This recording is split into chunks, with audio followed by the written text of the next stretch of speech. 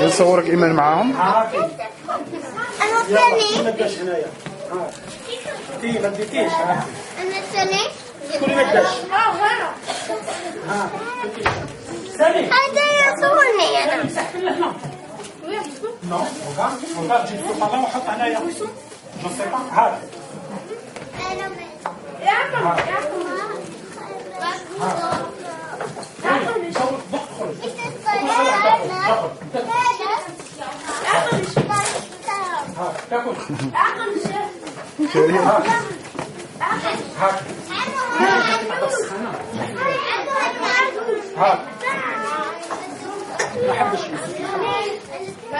انت اخرج اخرج. السلام عليكم. سلام. يدير لهم في المشاكل. شكون؟ ولد من؟ خميستي ما حبش. ما قعد ما بغاش ياكل. ما قعدش يقعد يركب ما حبش يركب. لا.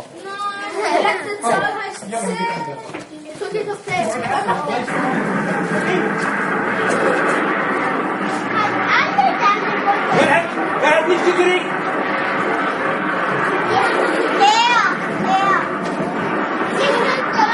هذه يكتبوها ان شاء الله بشكل وعن الموت التي جبتوها على حاجه فيها ماذا بينا احنا يا اختبر جلسنا كبروا رامليزاسيا راجل عنده 50 عام ونعرف 35 سنه ماذا بينا احنا يا رجال ناخذ وكيل كبروا لازم الدوله تاخذ هي تستثمر بهم بشهاده و25 ولا 50 ولا مليار ما تهب المهم يديروا لنا حلبه هذه احنا قبل 2 حلبه ورانا واخذين معكم ان شاء الله. بارك الله فيكم. ان شاء الله بارك الله فيكم. فقط يعني رئيس الجمعيه او اعضاء الجمعيه يدخلوا ويجيبوا على الناس وبعدين نكملوا بعض الاسئله.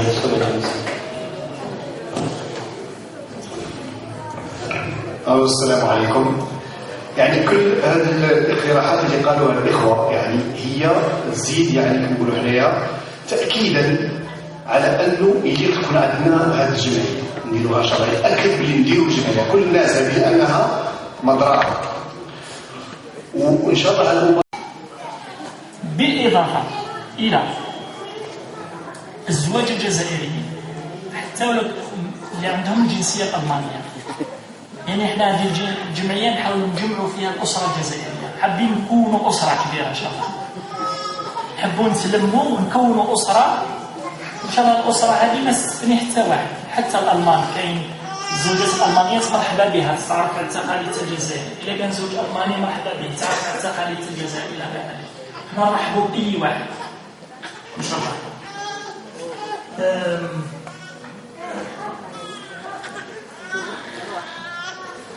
فيما يخص تقاسي النقطة الأخيرة إن شاء الله أنا أتمنى أني ما نكونش طولت عليكم اللي هي الاشتراك في الجمعية.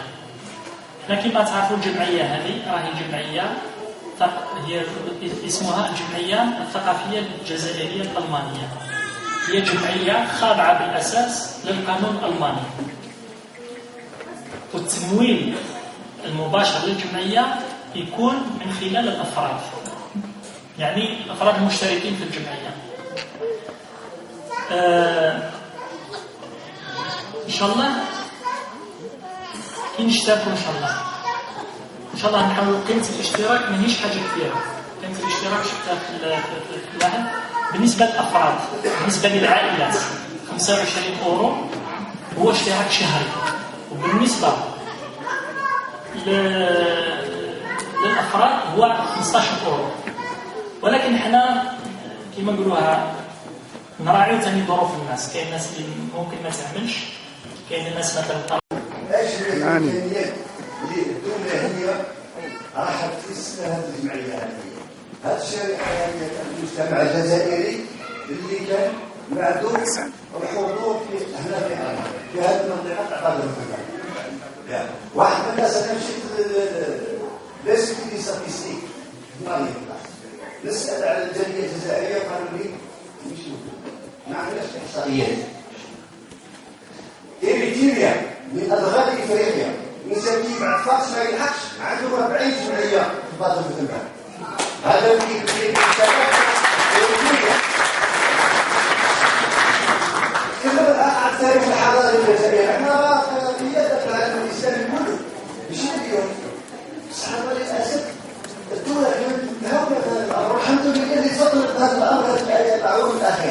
فاحنا ماذا بينا نعرفوا الامكانيات اللي هي خارجه توفرها لهاد الناس هذوما باش الدعم المعنوي والمادي باش الناس تحرك. يعني الطاقات ما شاء الله عندنا قادرين نديروا حوايج يعني لخلق العاده كلمه على قضيه الجمعيه. الجمعيه الان مؤسسه حاليا ان شاء الله تكون هذه دابنه للمستقبل، والجمعيه الاولى هذه تعتبر تنبغي. احنا ماذا بينا نقولوا هذا بالاصرار الجزائري. ليه؟ الناس تعرف شكون هما الجزائريين، لان الشرطه في الطريق كانت لما تجي الكونترول ديال الكونترول الطابي سؤال ولا يقول الحمد لله اللي كانوا اصدقاء داير في كانوا يطلع من نفس المسجد قال يطلع في المسجد تاع كانشطه. هذه المعلومات يعني اسمها دقيقه وموثوقه. هذا احنا ما نقدرش نعاون لان كانوا يعرفوه المسجد وحابين المساروه المصريين والجماعه هذه معروفه على كل حال في المسجد. فاحنا ماذا بينا نعرفوا يعني الدوله ايش هو الامكانيات اللي قادره هي تدعم اولا كل شيء عندنا الدفع باش الناس تتحرك. وماذا بينا تكون هذه يكون مركز ثقافي ما يكونش جمعيه، مركز ثقافي جزائري لكل الجزائريين بطبيعه الحال. ما دام عايش في المانيا لابد يكون خاضع قوانين المانيا هذه معروفه، ومنها تتفرع فروع تاع الجمعيات. انا في شتوتغارت في كل منطقه تلقى مكان تقرا إريتريا فرعيه. صح، يعني الموضوع يعني يمكن هذا الشيء غلط كان ان شاء الله نجمعوهم حنايا ومرحبا بك تساعدنا وغادي نتوسعوا كمان. فقط يعني ما نقطعلكش الكلام لان في ناس يمكن يدخلوا، فجزاك الله خير يعطيك الصحه ويمكن يجيك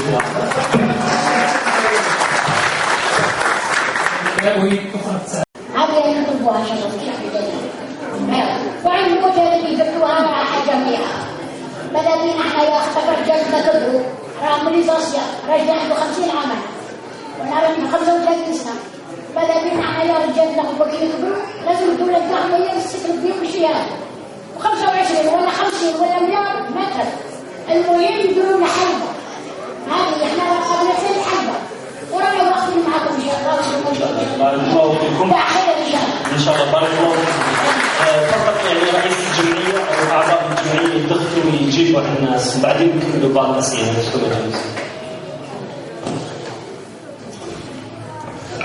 السلام عليكم. يعني كل هذه الاقتراحات اللي قالوها الاخوه يعني هي تزيد يعني كما نقولوا حنايا تاكيدا على انه يجب تكون عندنا هذه الجمعيه نديروها شرعيه. اكد بلي نديروا جمعيه كل الناس هذه انها مضرعه، وان شاء الله هذا الامور لازم تخلص. الناس الكل ما تخدموش هذا الشوماج لان ما كاينش 20 اللي يخدم باش يديروا محل يلزم بالصوارد واللي يطوي يلزموا بالصوارد واللي يكون متكلف يلزموا بالصوارد ولا بالصوارد بفلوس. والناس ما عندهاش فلوس، يجيب الواحد يربح 700 800 يورو ما يأديش، السكن يخلص 600.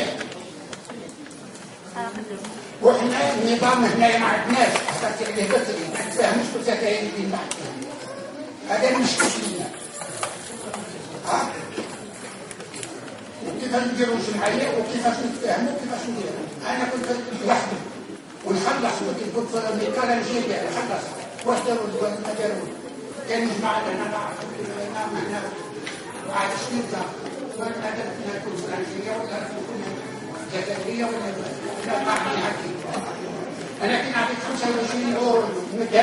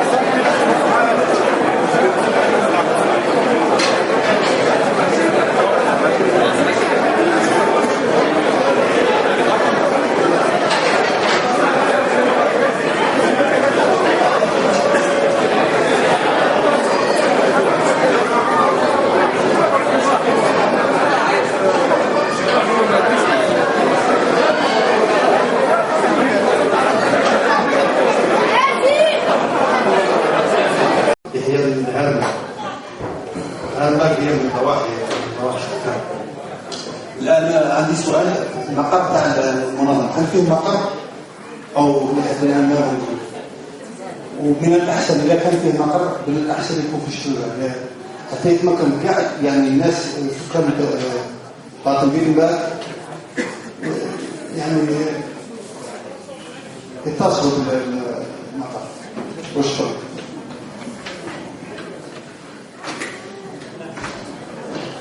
بسم الله الرحمن الرحيم. احنا تكلمنا انه هذا كان تعريف اليوم، كان تعريف الجمعيه. المقر لحد الان ما عندناش، عندنا فقط عنوان ايميل ورقم تليفون ونتواصلوا مع الناس. احنا الشراكات تاع الافراد هي اللي تدعمنا بحيث انه نحاول ان شاء الله كما تقول الاخ يكون في شتوتغارت في البدايه، يعني اساس انه كما قلنا انه تكون نواه في شتوتغارت بحيث يكون كما ذكروا كان الاخوه كثير يكون كمركز ثقافي جزائري يجمع كل الجزائريين. لحد الان ما عندناش مقر، نبحث الان في مرحله بحث، لكن نسال الناس انه يعني يساعدونا حتى في هذه النقطه، يعني حتى الانسان يجي يقول لنا عندك والله جايين باش نخدموا الجزائريين، ما جاش ودي قال لك ودي موضوع عليا بانوا لي بريزيدون ولا قضيه فاسكه بيعقول نحن والو. هذا السيد غادي يخلي من الوقت تاعو، غادي يخلي من الاهل تاعو، لانه الخدمه تاع الاسوسياسيون ماشي سهله. معناها يكون مشينا انت ربما تروح تتفرج التلفزيون تروح تتفرج الانباء تتفرج الاخبار تاع الجزائر، ولكن هو ملي يجي منا يدير المحضر، ربما يكتب البوليسي، ربما يكتب المير، ربما يكتب الجمعيه اخرى، يعني هذه فيها خدمه.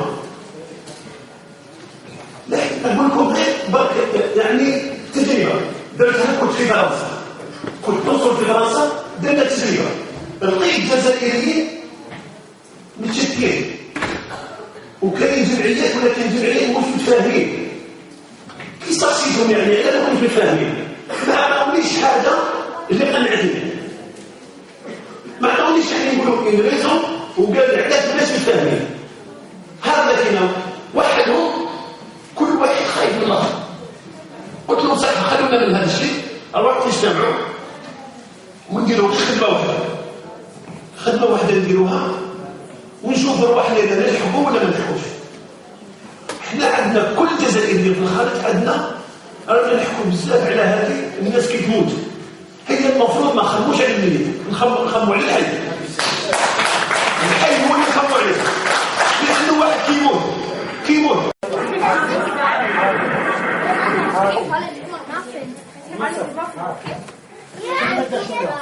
نصورك ايمان معاهم. انا الثاني. ما تداش هنايا. تي ما تديتيش. انا الثاني. كل ما تداش. سامي. هذا يصورني انا. مسحت له هنا. نو، وقع جيب فوق الله وحط هنايا. نصيبه هذا. يا عم تاكل